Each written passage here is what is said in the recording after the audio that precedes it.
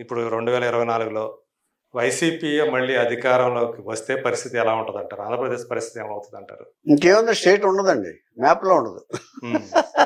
మ్యాప్లో ఉండకపోవడం అంటే ఎందుకంటే బ్యాంకుల్లో ఉంటుంది. ఓకే. ఎందుకంటే అంటే ఇప్పుడు సచివాలయం ఇప్పుడు మనం ఉన్నాం సార్, ఇప్పుడు నేనున్నాను, ఒక నగ తాకట్టు పెట్టాను నేను, ఆ ఇన్ టైంలో తీసుకెళ్ళిపో, వడ్డీ ఏమో అసలు కంటే మించిపోయింది అనుకోండి సపోజ్, నా నగ ఏమైపోతుంది? సో ఇల్లు తాకట్టు పెట్టాను, జప్తు చేసేసుకుంటారు. ఆ పరిస్థితి స్టేట్ ని మొత్తం జప్తు వెళ్ళిపోద్ది. అంతకంటే దారుణం ఏంటంటే, ఇప్పుడు ఈ ఇళ్ల రిజిస్ట్రేషన్స్ ఉన్నాయి చూసారా, ఇళ్ల రిజిస్ట్రేషన్స్ చేసుకున్న తర్వాత ఒరిజినల్ మీకు ఎవరండి? మీరు కొనుక్కున్నారు నా దగ్గర స్థలం, మీకు ఒరిజినల్ ఎవరు? జిరాక్స్ మాత్రం ఇస్తారు మీదని చెప్పడానికి, అది వాళ్ళ దగ్గర ఉంటుంది. అవి కూడా తాకట్టుకి వెళ్ళిపోతాయి. ఓకే. ఇప్పుడు ఇది ఏంటి? అలాంటి జరుగుతున్నాయి అంటున్నారా లేకపోతే? జరిగినాయి ఆల్రెడీ. ఇతను ఇతను ఎవరో చేశాడు కదా, తీసుకెళ్ళి ప్రూవ్ చేశాడు కదా బ్యాంకులో ఆడాలని తీసుకెళ్ళి వాళ్ళ అప్పులు, వాళ్ళ పేరు మీద అప్పులు తీసుకున్నట్టు ప్రూవ్ చేశాడు ఒక ఆయన. జరిగినాయి కూడా. అదే రూలు. అంటే మీకు తెలిసినంత వరకు చంద్రబాబు నాయుడు గారి యొక్క నాయకత్వ లక్షణాలు కానివ్వండి, ఆయన అడ్మినిస్ట్రేటర్గా ఆయన యొక్క క్యాపబిలిటీ కానీ, ఆయన గురించి మీకు ఎప్పుడు తెలిసింది అంటారు? అసలు ఎప్పుడో విజన్ 2020 అని పెట్టాడు చూసారు, 94 టైంలో విజన్ 2020 అని మెడ్రాస్లో మేము ఉన్నప్పుడే కూడా ప్రచారం చేశారు సార్ అప్పుడు చంద్రబాబు నాయుడు గారి గురించి. మెడ్రాస్లో ఉన్నప్పుడే ఒకటి సార్, ఎప్పుడైనా నాయకుడు ఎప్పుడైనా కూడా ఇప్పుడు మంచి ఏదో ఓహో అని మంచి చేయక్కర్లేదు సార్, ప్రజల్ని ప్రశాంతంగా బ్రతకనిస్తారు. వాళ్ళకి ఏం కావాలో తెలిస్తే చాలు, వాళ్ళు స్వయంగా బ్రతకగలిగే స్థితిని కల్పిస్తే చాలు, ధైర్యాన్ని ఇస్తే చాలు. పరిపాలకుడు ఏమిస్తాడండి? ధైర్యాన్ని ఇవ్వాలి ప్రజలకి.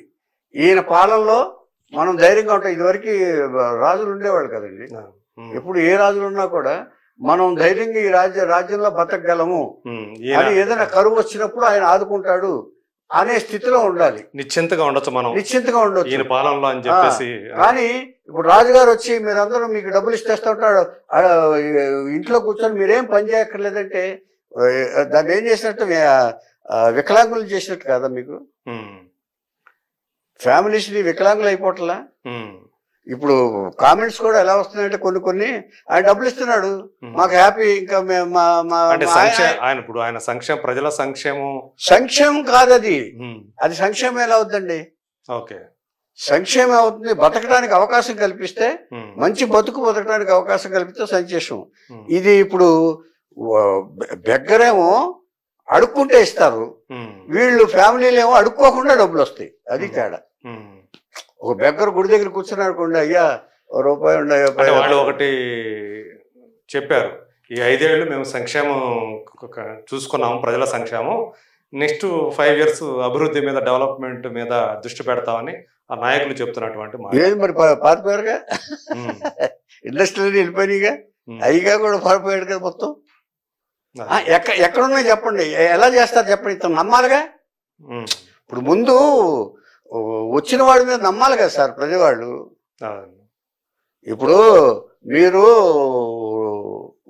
ఒకళ్ళు రౌడీ షీటర్ ఓల్డ్ బస్తీలో రండి, మిమ్మల్ని అందరినీ బాగా చూసుకుంటాను, మీరు నా ఏరియాలో కూర్చోండి, ఇక్కడికి రండి, మీకు ఏం కావాలని చేస్తానంటే నమ్ముతారా ముందు ఇమ్మీడియట్ గా? నమ్మరు కదా. వాళ్ళ మనుషులు వచ్చి చందాలు వసూలు చేసేస్తే, ఇదేది దందాలు అంటారు చూసారా, వసూలు చేస్తే దాన్ని ఏమంటారు? అది పరిపాలన అంటారా చెప్పండి? ఇప్పుడు ఇదంతా దీనికంతా కారణం తప్పు కామన్ మ్యాన్ అండి, ఓటర్ది, మంది, మీరు నేను అందరం. అంటే 2019లో ఓటర్ల తప్పే, ఖచ్చితంగా తప్పే. ఏమండి, ఒక ఆయన కూడా చేశాడు కదా. ఇప్పుడు ఆయన కూడా నిరుద్యోగులకి ఇది ఇచ్చాడు, బత్యం ఇచ్చాడు. ఆయన నెలకు 3,000 ఎంతో ఇచ్చాడు. ఆడవాళ్ళకి అన్నపూర్ణ ఇది పెట్టి ఇది అంటే ఎవరికి సంక్షేమం కావాలో సరే, సంక్షేమ పథకాలు ఎవరికి అన్నా క్యాంటీన్ పేదవాళ్ళకి 5 రూపాయలు, ఇది చెప్పండి సార్, పేదవాళ్ళకి 5 రూపాయలకి భోజనం పెట్టాడు. జయలలిత పెట్టినట్టు, జయలలిత కూడా అక్కడ పెట్టింది, ఇక్కడ అన్నా క్యాంటీన్ పెట్టాడు. క్యాన్సిల్ చేశారు. అది మంచి పనే? అది అభివృద్ధి? ఇదివరకటి ప్రభుత్వం చేసిన పని కాబట్టి చేసిన పని దాన్ని రద్దు చేసేయాలి. రంగులు మార్చారు. అది అభివృద్ధి? అవును. ఇంతెందుకు ప్రజా దర్బార్ పగలగొట్టారు. అది అభివృద్ధి?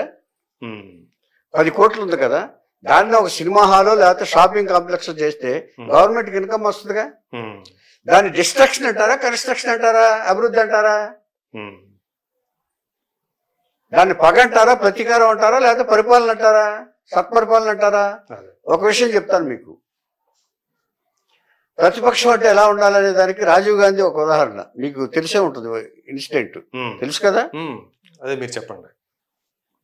వాజ్పేయి గారికి ఆయన ఎంత నిజాయితీ పడో తెలుసు మీకు.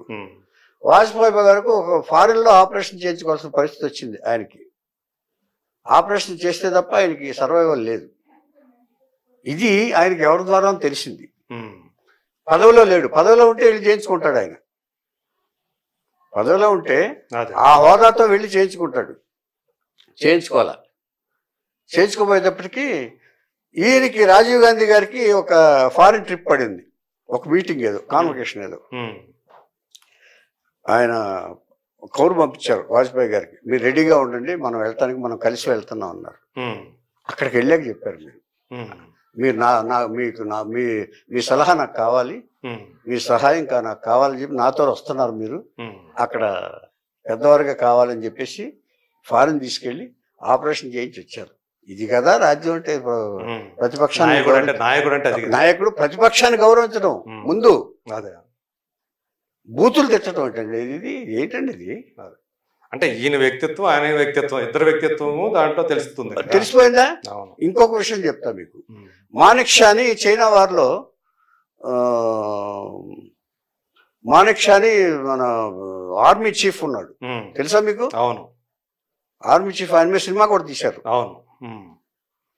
చేసినప్పుడు ఒకసారి ఒంట్లో బాగోలేదు, హాస్పిటల్లో పడుకున్నాడు. ఆయన హాస్పిటల్ పడుకుంటే అబ్దుల్ కలాం గారు వెళ్ళారు చూడటానికి. హాస్పిటల్లో చూడటానికి వెళ్ళారు. వెళ్ళి చూశాక అంతా పరామర్శ అయిన తర్వాత వెళ్తూ, మానిక్ షా గారు, can I do anything for you favour? I'm president of India, ఏమన్నా చేయొచ్చా అన్నారు. ఏమీ లేదు సార్, నాకు 5 ఏళ్ళ బట్టి పెన్షన్ రాలేదు, ఇప్పిస్తే చాలు సార్ అన్నాడు. పెన్షన్ క్రియేట్ చేసింది ఆయన, మానిక్ షా గారు. సైనికులకి పెన్షన్ ఉండాలని చెప్పి చేసింది ఆయన, ఆయనకే రాలేదు. ఆయన ఏం చేశారు తెలుసండి? ఇమ్మీడియట్గా అక్కడుండే ఆర్డర్ వేసేసి పెన్షన్ తెప్పించి ఇచ్చారు. అది ఈయన కూడా తీసుకోకుండా ఆర్మీ సంక్షేమానికి ఏం చేశారు. ఇది కదా గొప్పవాళ్ళు.